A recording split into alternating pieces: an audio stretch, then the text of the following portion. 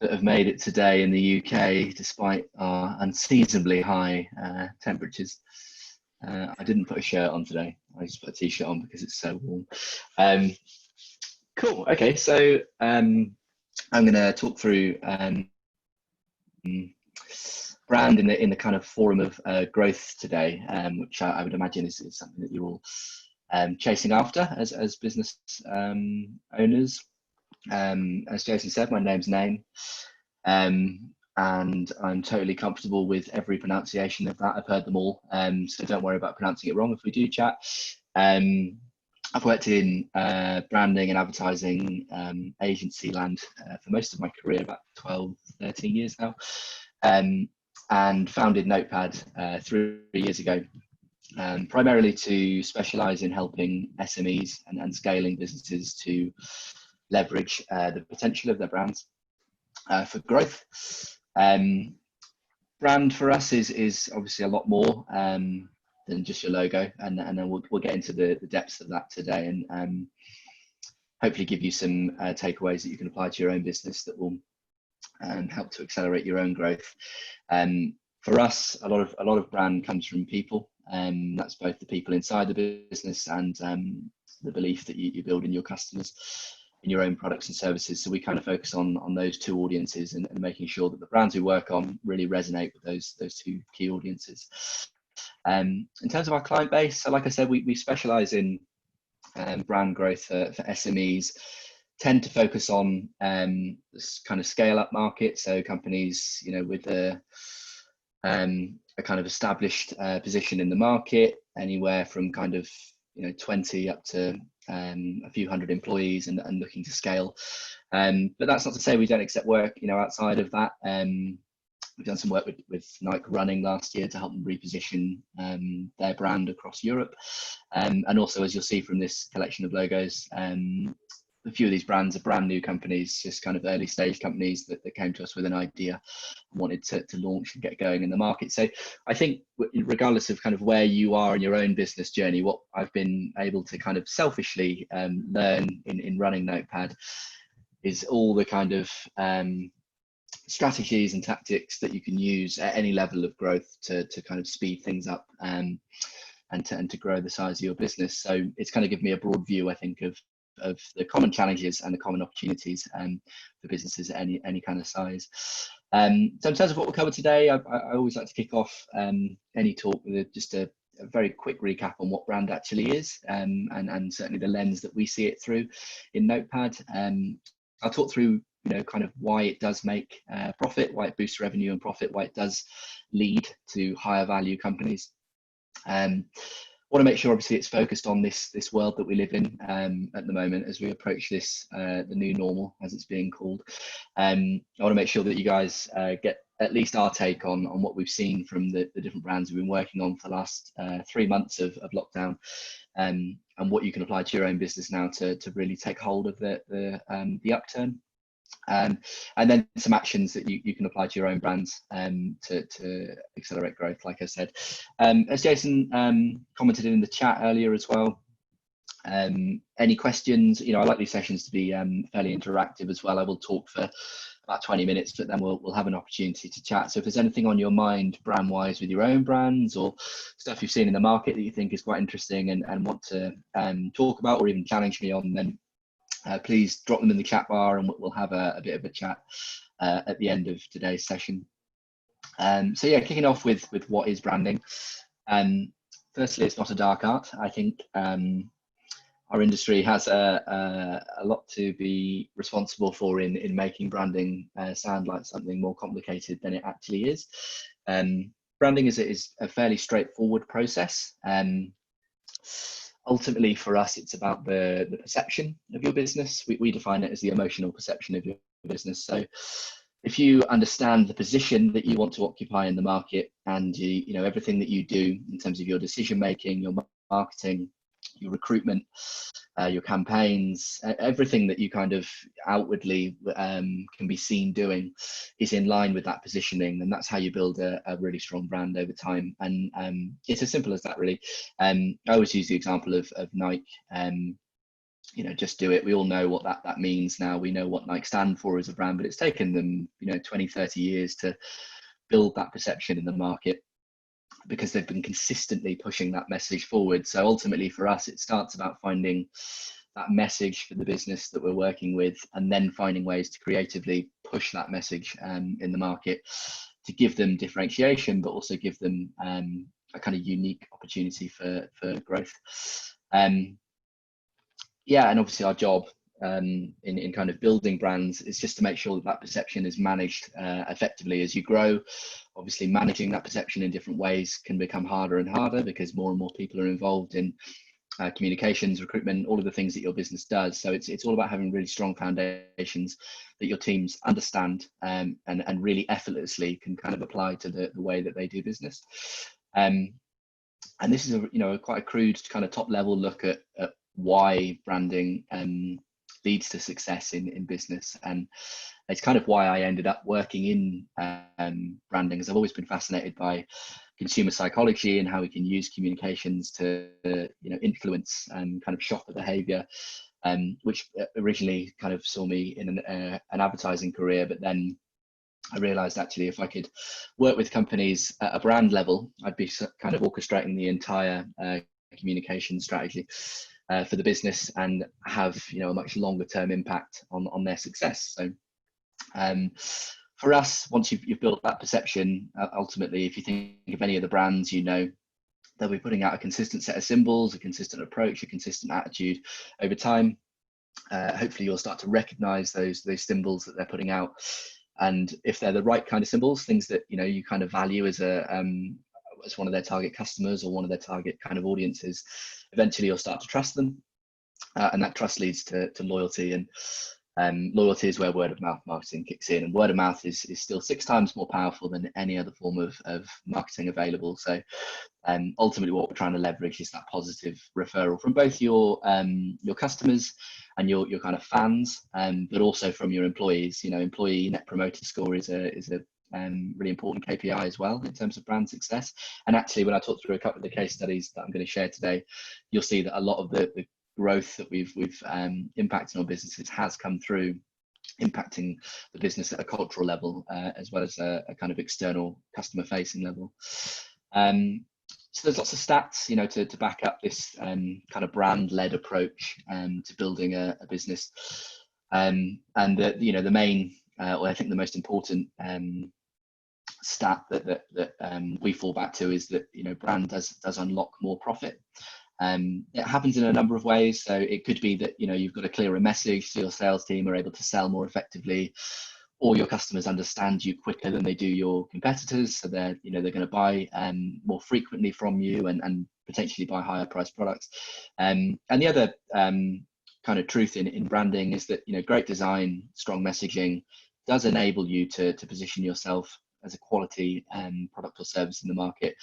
There's a lot to be said for great design and the impact that it can have on that kind of variable of how much you can charge. And that's not to say you're ever going to rip your customers off. It's about knowing your worth as a business and using your brand as the vehicle to allow you to offer a premium level of service, or even a premium package to your existing customers. We a few years back, we actually worked with a VoIP company, so a business phone line company called Nimbello.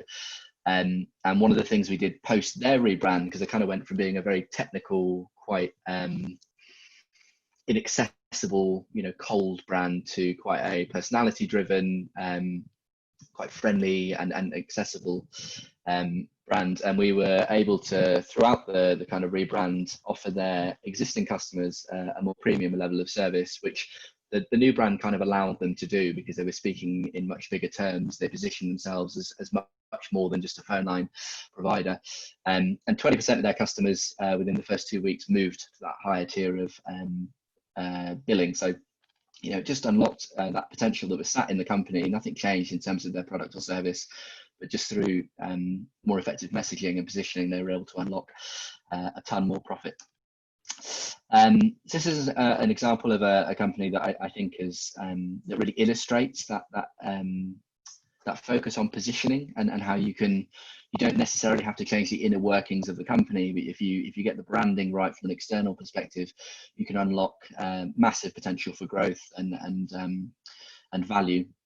So Whisk, when they came to us, they were an app. They still are. They still have this consumer-facing side of their business available. So it's an app that is available, in the App Store and the Android store. And basically, if you were sat at home and you had some ingredients in your fridge and you weren't sure what to cook, you plug them into the app, and it will give you a list of different recipes that you could cook that night.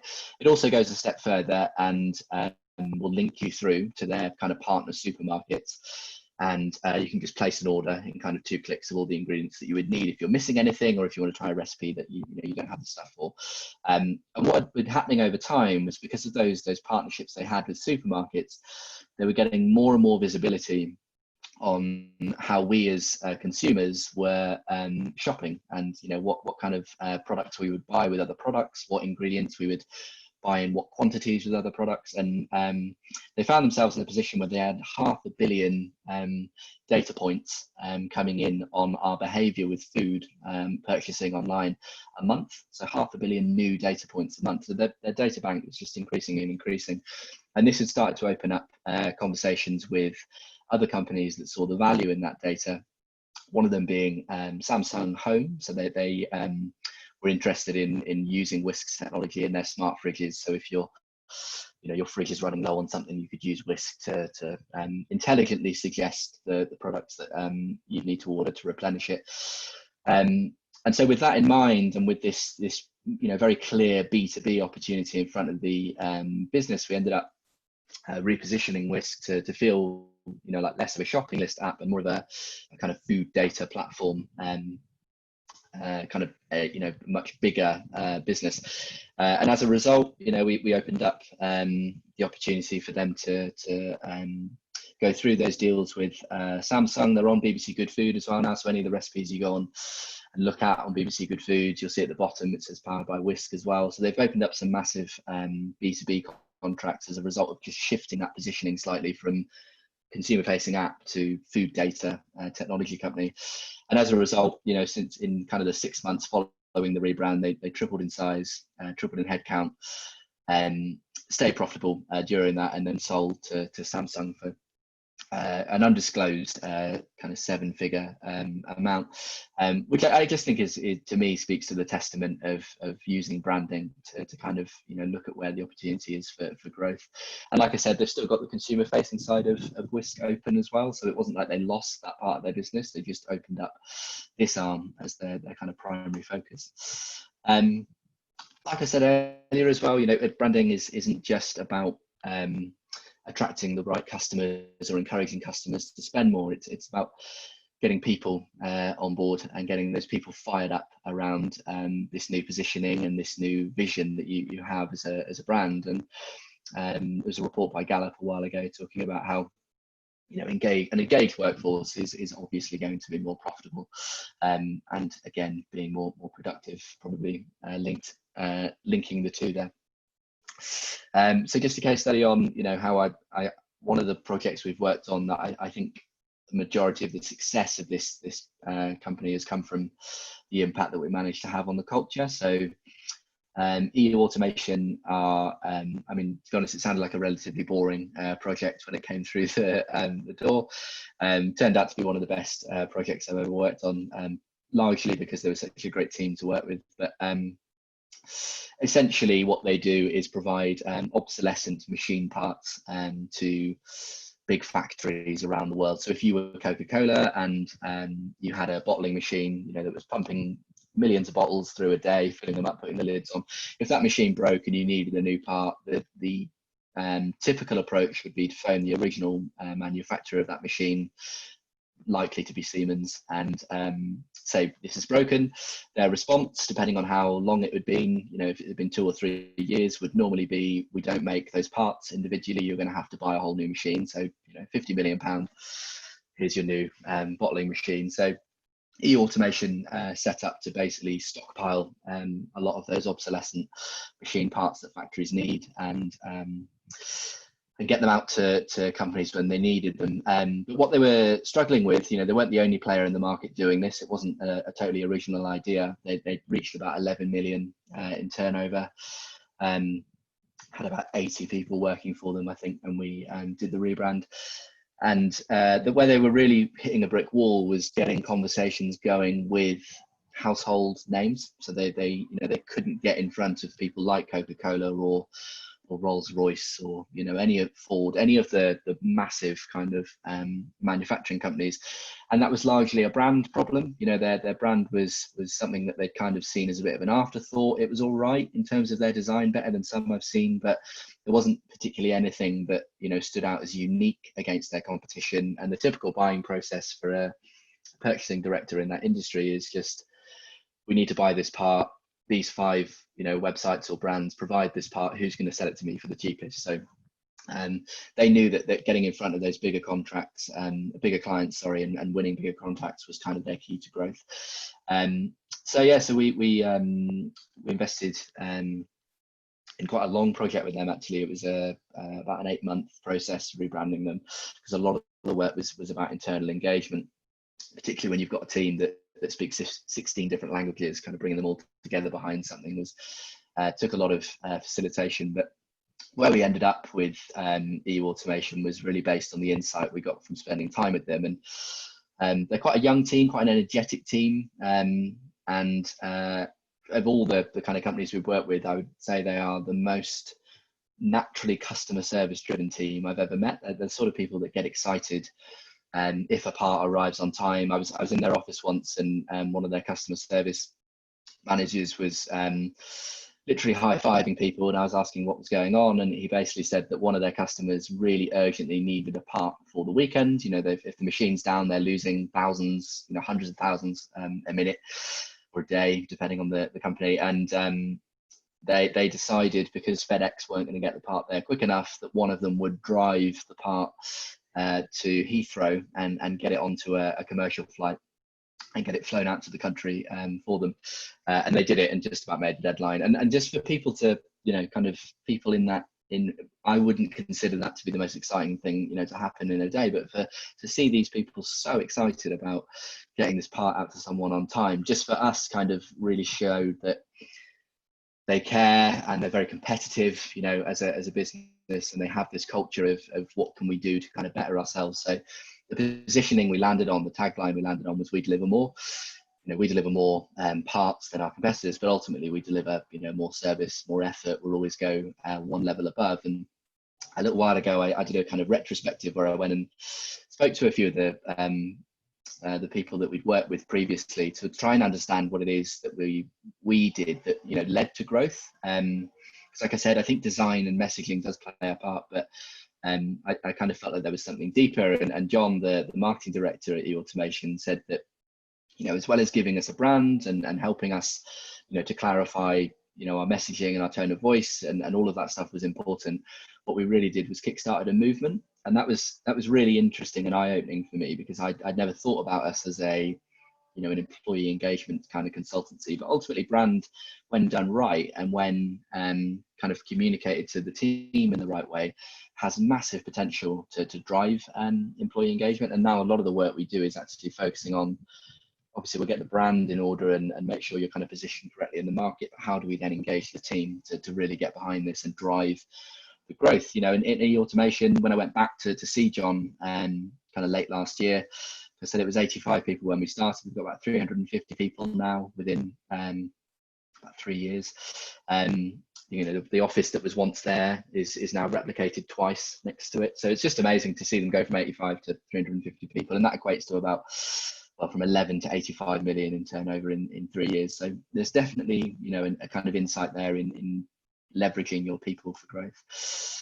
One of the things that we're doing a lot of work on at the moment with companies is I think most businesses that have kind of entered a period of lockdown, particularly those that have had to slow down because they're in an industry where they can't operate or they can't continue to grow at the rate they were growing, they've started to think about how they can get their house in order.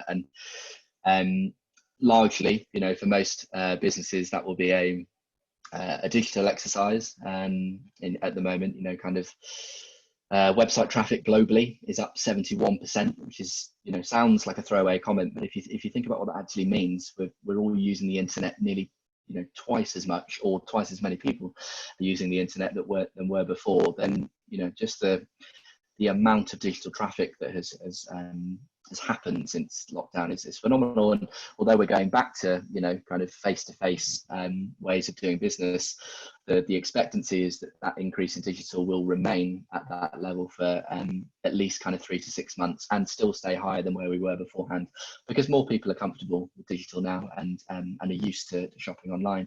So I thought I'd just throw in this example of 2 different furniture providers that we found, just to show that, if most people are going to form an opinion of your website within, what was it, 1/20th of a second? Pretty sure it was. Yeah, 1/20th of a second.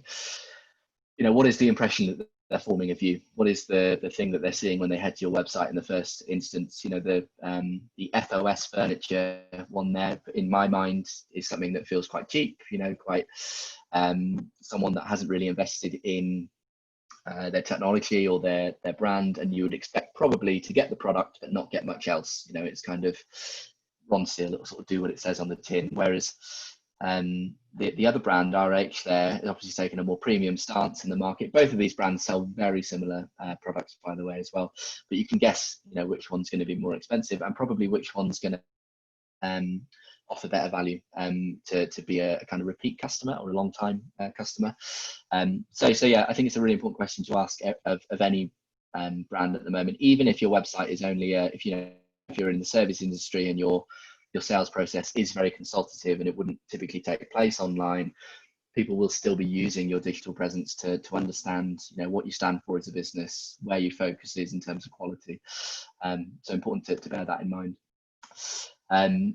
And yeah, I just think the reason that as Notepad we've not just stayed kind of busy during lockdown, but we've actually had our ridiculous to say, but had our busiest quarter ever as an agency. I think it's because a lot of companies are in a position at the moment where they're thinking about perception. We're all being judged quite harshly, I think, as brands or as brand owners, to make sure we act the right way during kind of COVID and all the other issues that's kind of brought to light in the world.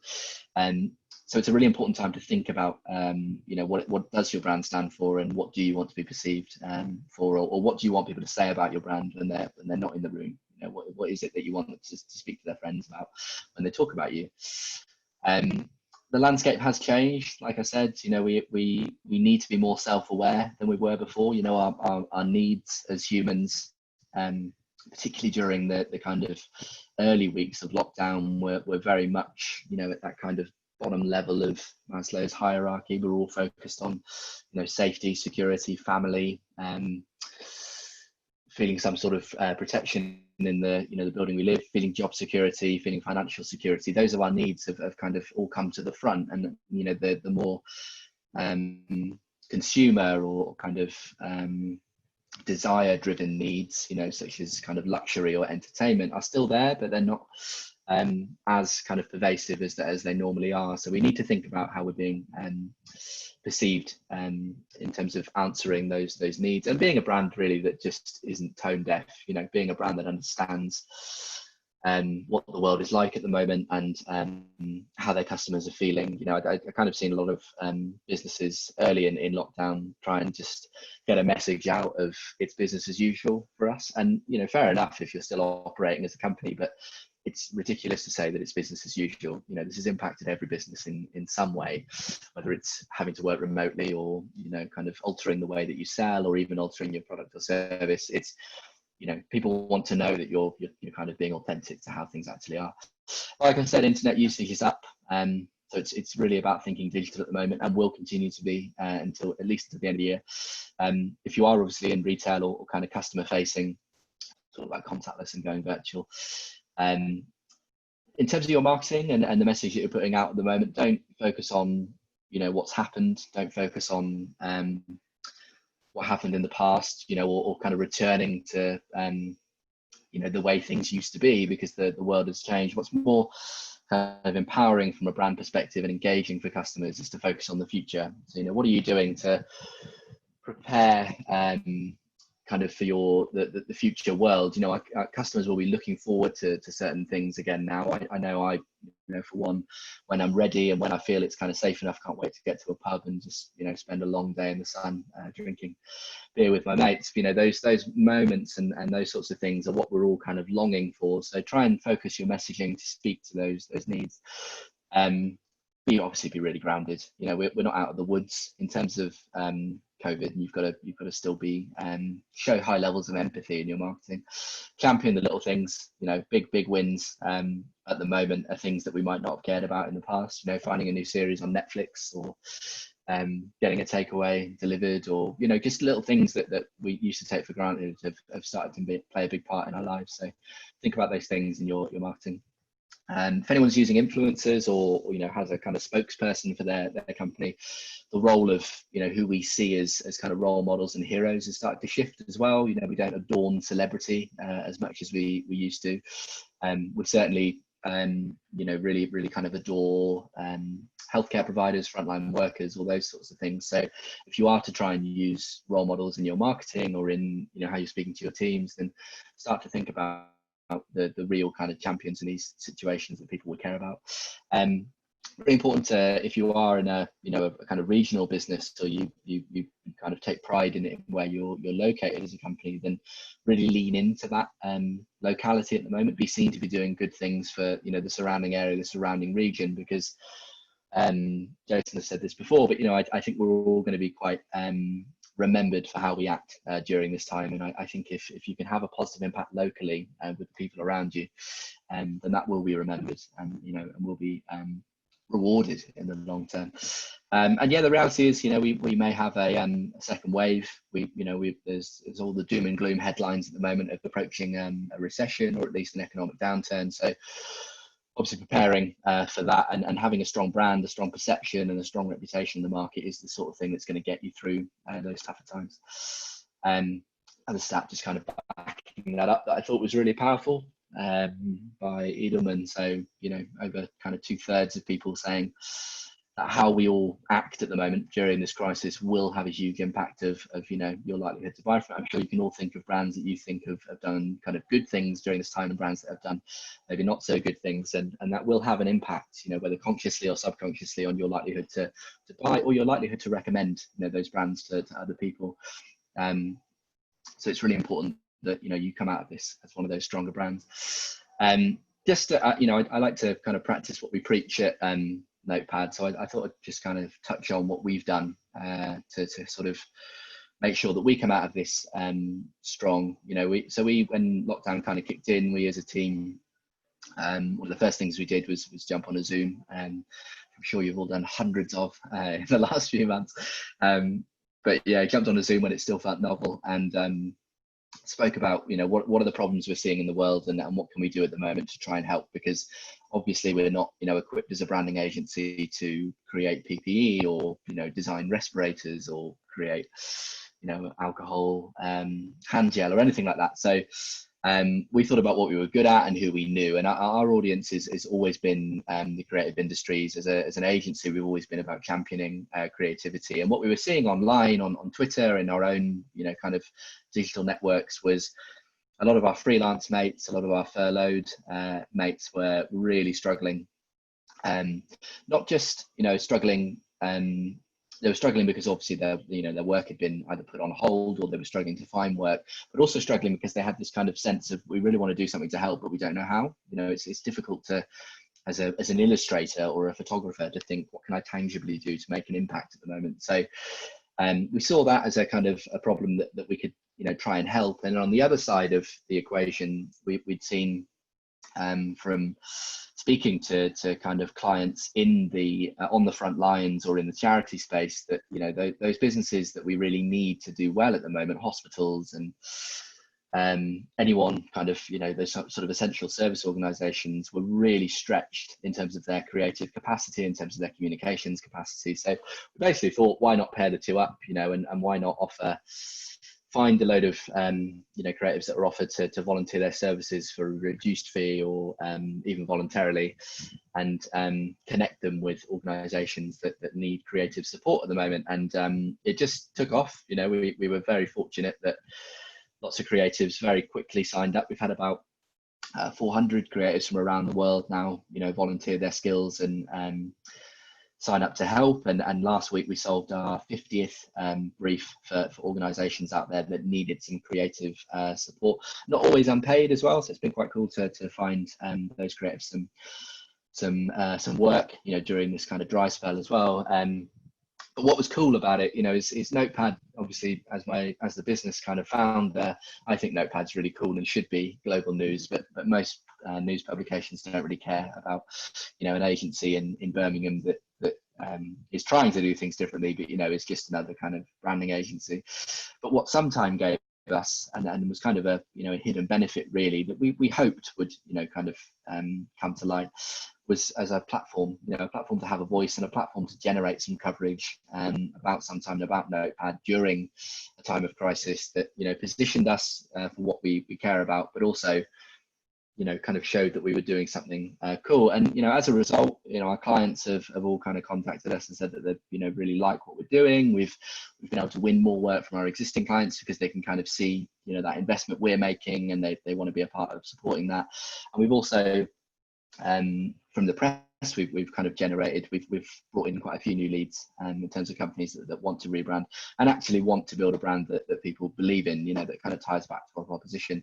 And I'm not saying that every business, you know, has to do something like this and has to do something, you know, requires, you know, a brand and a website and a platform and management like this. It could be something simple, you know, as a kind of a discount for the NHS, or discount for your healthcare provider if you're outside of the UK, or just something, you know, cool that you're doing for the team. But it's all about, you know, trying to build goodwill at the moment, and that opens doors, you know, and leads to good things from a brand perspective.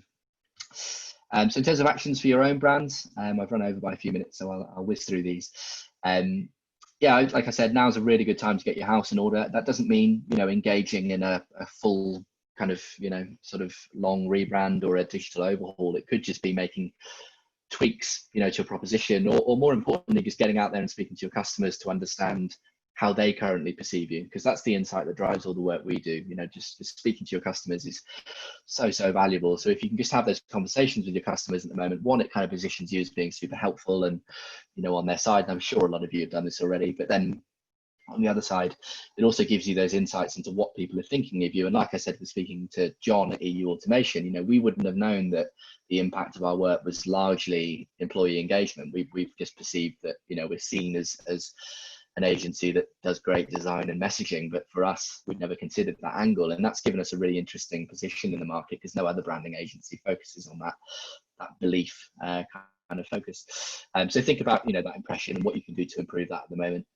Ask yourself, what are you doing to be helpful right now? You know, from both an employee perspective and a customer perspective, are there things that you could be doing, kind of quick wins that would kind of build some goodwill? Obviously keep your staff informed, and you'll all know this, but, you know, it's a very good time for communication. If you do have furloughed, you know, kind of members of the team, then keeping those lines of communication open. I've had some horror stories of, you know, people being furloughed for the last 3 months, not hearing anything, and then this week being phoned and told they're being, you know, made redundant. And you just, you know, having that level of communication with your staff can make those conversations so much easier, because it's never easy, you know, letting people go. Like I said, focus on moving forward. Don't focus on, you know, return to old ways. People want to see innovation at the moment. You know, people want to see what you're doing to prepare for this new normal. Obviously think about how the virtual world might have opened up a new market opportunity for us.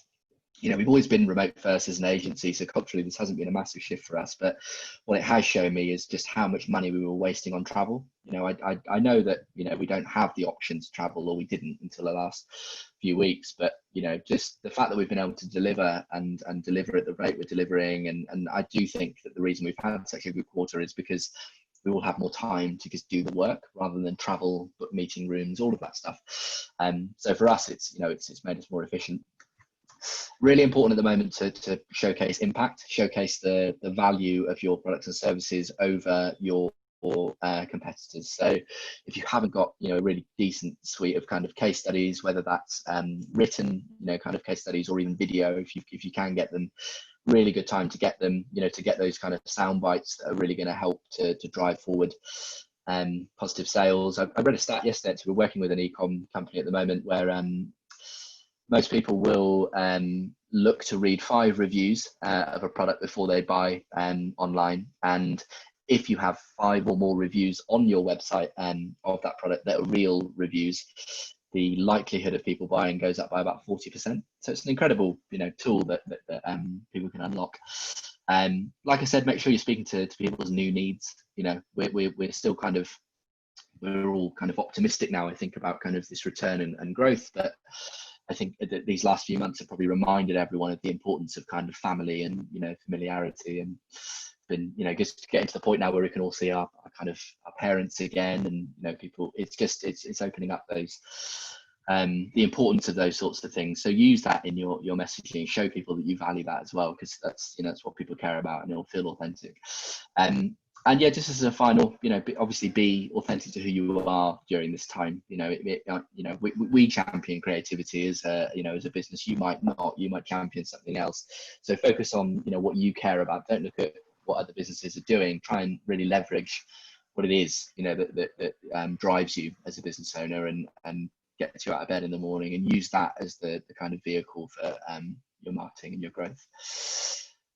So that's all from me. As I always kind of say, if anyone wants to chat brand or any sort of the challenges they're facing, then feel free to book in a call with me, or drop me an email. Always happy, because I'm a total brand nerd, and it's what I love. But yeah, happy to take any questions or talk about any of the challenges that you're facing yourselves at the moment. Thanks, Dane. And I'll open that up in a second. If I could just ask you to unshare for a second, then we'll move into some questions. Just more conscious people, how much time people have. So I wanted to just retouch on what you talked about in terms of how you'll be remembered. And as you said, I think I've mentioned this to this group, but also other groups in the past. But we may not have covered it off because of where we started this particular cycle. But I think there is, as you said, there's definitely the 2 schools. There's the people that have done really great things. We know all the obvious, the big brand stories, the Dysons, and even here in the Midlands, local businesses sort of reinventing their factories to create ventilators. And we know the bad stories, the Sports Directs that, refuse to close their stores initially, no caring for their staff. But I think particularly in professional services, I know we've got a number of professional services firms on the line today. I don't think the good or the bad is a danger spot. I think the danger spot's in the middle, where it's just we do nothing. I'll just share a very quick story. I was talking to a client of mine in Scotland, one of the biggest professional services firms in Scotland, and doing some amazing internal comms. So in terms of the staff engagement piece, could not have been any better. But 6 weeks into the crisis, hadn't spoke to any of their clients. They'd done nothing wrong. They hadn't done anything that was kind of opportunistic or exploitive, but they hadn't spoke to them. And before I even finished the conversation with him, he said, "God, I've just realised in 3 months' time, when I speak to my clients, they've got nothing to criticize us over, but they're going to say, we've been through this without you. Where were you? And if I didn't need you for the last 3 months, am I still going to need you in the future?" So I think there's a real risk for businesses in just being silent. And I think probably my message is, although we're quite a way through this now, it's still not too late to reach out and just ask your clients, are they okay? Let them know you're there, that you care about them. Because I think if you come out of this having said nothing, that could be as bad as doing something exploitative potentially. That's probably just my point on that. I'm happy to take a question on that, but let's open the floor. So there are questions here already anyway. So thank you for that, Name. So get to some questions. Just the final from me, for those that are on the courses, or you've got staff on the courses, keep on with those. They're open until October, so plenty of time on those. And as ever, we'll distribute all these materials post today. And either myself or whoever your coach is, or if your coach isn't me, and you still want to reach out to me or Name, we're here. So any questions, come back to us. So let's just jump out of this, Name, if I can. There's an interesting question. I've got a couple of questions myself, but please, for those that haven't, throw your questions in or stick your hand up and I'll give you the floor. But I've got an interesting question here of the emergence over recent weeks of BLM, Black Lives Matter, I'm assuming that means. I think the question is interesting. It says, how would you advise responding to a sensitive subject in a meaningful way? So you can tackle that one directly, Name, or you can just talk about sensitive issues generally, whatever you're more comfortable with. I'll take it head on, actually, because I think it's a question that we're asked quite a lot, and I do have a view on it. I mean, you kind of answered answered it in the question. I think, Amandeep, it is a sensitive subject, and it has to be dealt with in a meaningful way. And I think, what I've seen of late from brands is the bigger brands are kind of all fallen into the position of having to say something, having to say that, they're going to work harder to improve diversity, inclusivity, all of the things that have emerged from the campaign. And some, I think, have done it in a pretty good way. They've kind of said, we'll hold our hands up. We're not actually that great at this, but we are learning, we're trying our best, and we're improving, which for me, as someone that is in branding, I think that to me feels more authentic and certainly resonates more.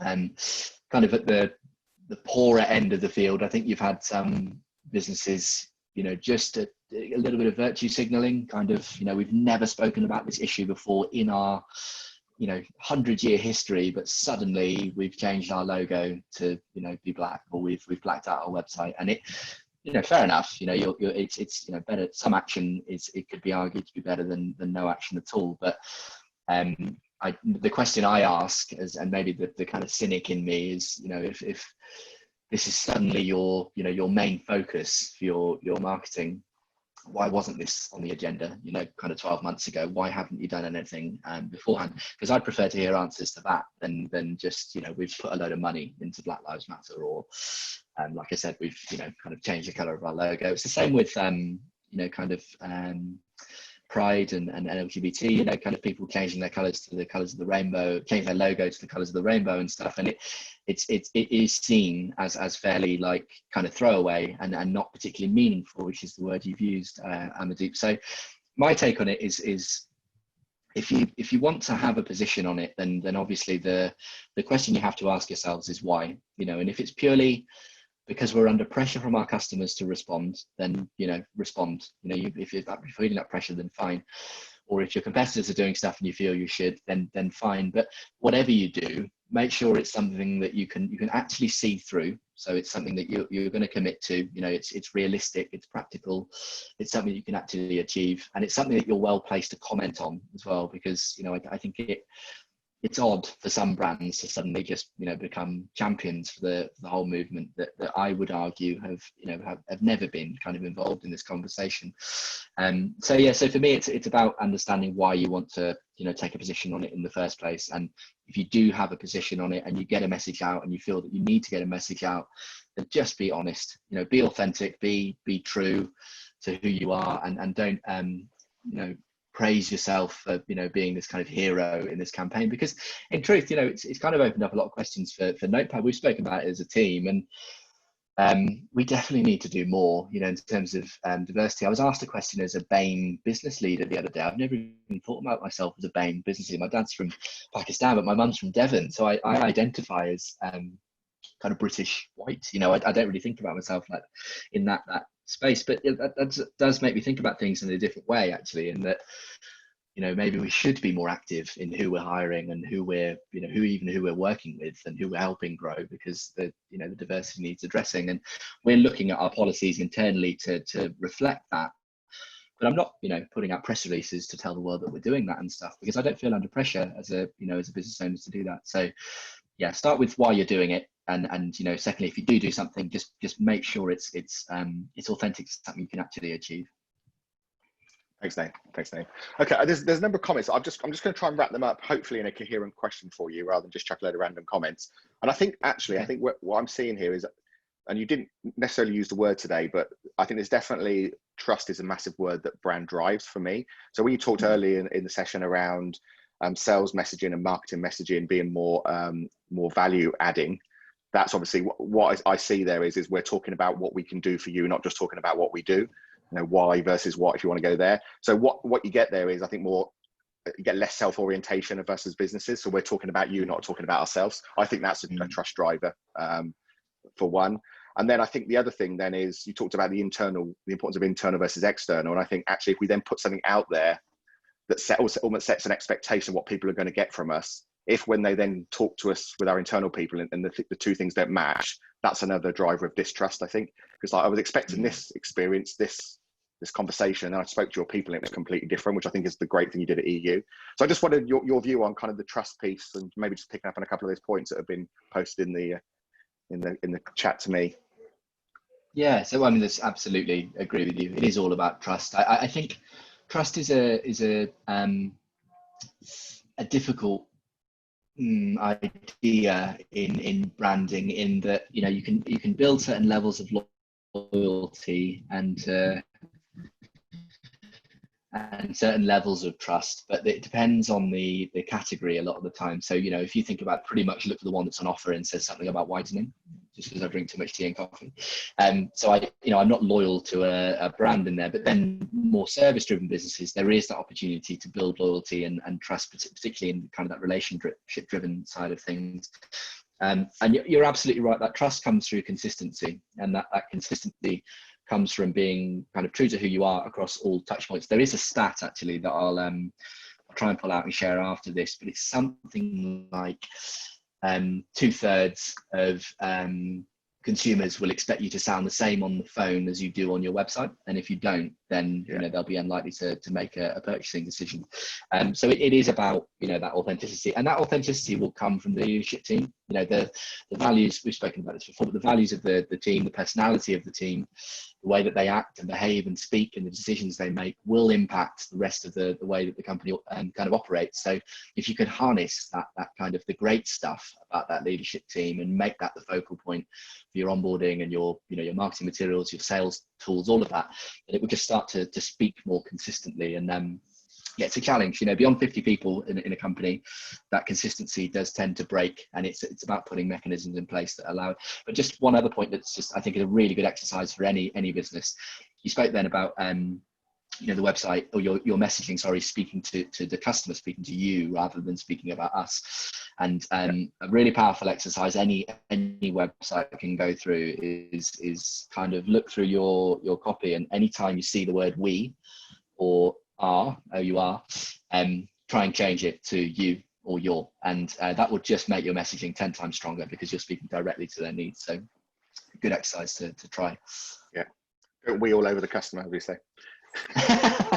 Very good. Use that. Yeah, take that one. Yeah, we turn it into don't pee all over the customer when we get to sales, but that's for another day. I think there was just one last thing probably then for me, Naeem, and we've got no more questions here, but this will give a last chance for people to drop questions in if they have any. But I think just, I was thinking, you were speaking as well around, I think there's definitely a difference between I would say B2C and B2B, and I'm just conscious most people on here today are B2B, and I think, and I'm generalizing hugely, shoot me down for doing that, but I think often in B2C, the brand activity is driving I think more regular usage or higher quantity purchase. Like Coca-Cola, you know, they're not, it's a commodity product ultimately. They may be able to charge a little bit more, but ultimately it's about driving higher volumes, more frequency from their customers.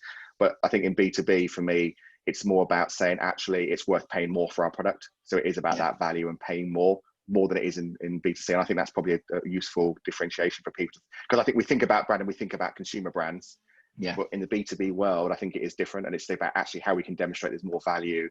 I know a couple of people on the line will have heard me say this before, you know, it's very rarely about price in B2B. It's just, you know, an inability to show value. So I think that's what brand can help you do in B2B. I don't know if you agree with that, or you want to add anything to that. 100%. I think a lot of the challenge we get initially, because a lot of our work is with B2B companies, is a lot of clients will say to us, we're not a consumer facing brand, so is this stuff important? And actually the opportunity for most B2B businesses to stand out in their market is to start thinking more like a consumer brand. So to be confident in your personality, to showcase the people behind the company, to go beyond just talking about your product or service. And if you can do that, you can really start to unlock the value of your service, and start to unlock kind of a unique opportunity in the market. We speak about trying to find blue oceans, and I know you've read Blue Ocean Strategy as well, and it's difficult to do in such a competitive space. But often one of the ways we, at least from a communication standpoint, can do that is just to really lean into being more friendly as a business, because B2B brands, typically are driven by a fairly, kind of corporate message, a fairly kind of straightforward sort of brand identity, and then the people on the phones or the people in the meetings kind of make the difference. And actually, if you can bring some of that personality into the brand, then you just start to position yourself as a totally unique kind of offering in the space. Yeah, great. Thank you, Nate. I'm just conscious we've overrun, which is always a good thing. So obviously lots of engagement. Oh, I've got one up. Just want to make sure that this comment isn't a question. Apparently it was very insightful, Nate, so just compliment for you there. That's my ego filled for the day. Thank you. Yeah, I think you've just hit a point that realization we don't have super strong brand identity and values, need to soar exclamation mark. So that's great to hear that this has kind of awoken something in some people on the session today. So unless there's any last minute questions, I'm just going to say thank you as ever, Nate. Always great to hear your insights on this subject. You've worked with me on a number of my clients, and I always thank you for that. You always do a fantastic job for them. I say any questions from anybody after today, give me a shout. So I'm just going to start to wrap up. So if there is a last minute question, drop it in now. Otherwise, I'll start to take us offline.